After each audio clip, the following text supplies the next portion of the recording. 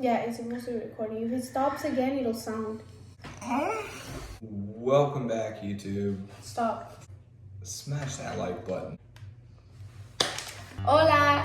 Hi everybody, welcome back to our YouTube channel. My name is Anita and this is my now official husband, Brennan. As of today, it is September 21st, 2024, and it has been a couple of weeks since we officially got married on August 30th of this year. We feel so blessed that we have gotten the opportunity at this age to have found each other. Marriage is such a sacred thing that we both share. And along the way, we have learned so many things that I wanted to sit down here with Brennan and talk about with you. After all, we made this channel for our children. For you, if you are thinking about getting married, we want to give you an honest view on what marriage is like.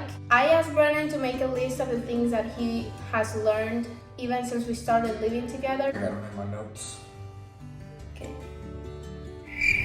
The first thing I wrote down here is that not everything is about me. To truly keep each other happy and keep ourselves happy, we always need to put each other first. Each individual's problems might seem like they're the most important at that time, but all you need to do is take a deep breath and think about how the other person might be feeling, or put yourself in their shoes for just a quick second. Number two is small things aren't worth arguing over. She especially has a bunch of little quirks and things she likes in terms of how she organizes the house, how she organizes each room. For a specific would be the way I fold towels. She has her whole fancy way that I've had to have her teach me about 3 times how to properly fold a towel properly. How a towel goes in the closet isn't worth a fight to me.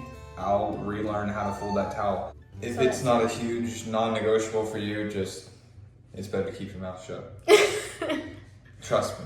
Fourth one is the cliche of don't go to bed angry. Hasn't always worked and won't always work, because That's not the reality of things. Some nights your argument starts at midnight, and if you try to resolve it all before bedtime, to try to get all that done and expect to have any type of patience is just not a reality. There's been multiple nights that we kind of just have to agree to disagree and rehash it out later after we've had a little bit of rest and a little bit of time to rethink exactly what we want to say to each other. Yeah. Number 5 is that dating is still the number one most important. Just because that ring is on our finger, as beautiful as it is, doesn't mean I'm done. I have to still, every single day and every single weekend and every spare minute, I'm still courting her. I'm still trying to give her the feeling of butterflies and keep her happy, and like forever girlfriend. You always need to treat her as if you haven't got her yet, and you still want to impress her, and you still want to do something nice for her, and you still want to surprise her, and that will never go unnoticed, and that will never stop being important to her. So number 6, don't make excuses. If you forget something, if I go to the store and she asks me to buy something and I didn't get it, don't try to make up a reason why it didn't happen or this or that. It's just own up to your mistakes. Yeah, say sorry. I'll go get it next time I'm out. Don't try to make a reason why or blame someone else. It's a pretty immature thing, and it never gives you any brownie points. And my last one that I put down, I could put down about a bazillion more, but I stopped at 7, I believe. Remember why we fell in love / remember the hard times that we've been through. We started out from 1,500 miles apart. By God's grace, happened upon each other one night. Have spent countless nights alone over FaceTime, missing each other, in the room, sad, wanting to see each other, can't afford a plane ticket to go see each other. We always said we would never take for granted the days when we were together, and of course, it still happens from time to time, but it's ultra important to snap back into remembering why we fell in love after we met, and remembering all the days that we said we would never get complacent or those types of things. After you get into the covenant of marriage, the option of divorce is just not there. Yeah, it will never. Divorce isn't a word, and it's not a word in my dictionary. It's not possible.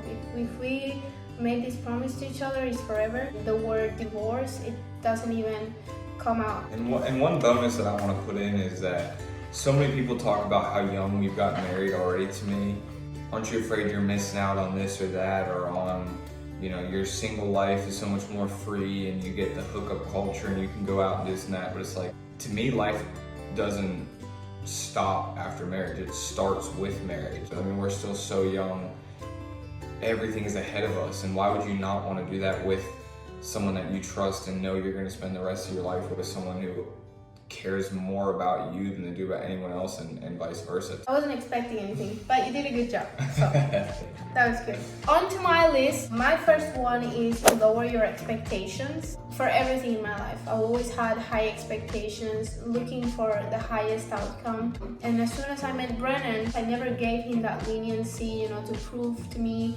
I was always expecting the most of him. Let them prove to you who they really are. Never expect anything, because that just opens your heart and your mind for disappointment. Roles change with circumstances, but keep in mind to lead with your strengths.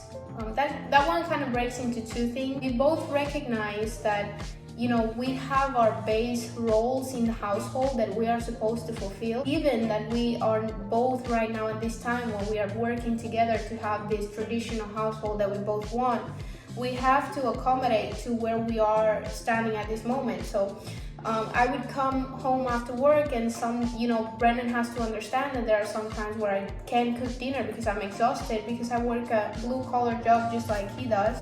My third one is love comes in different forms. You have to understand that love comes not only in intimacy.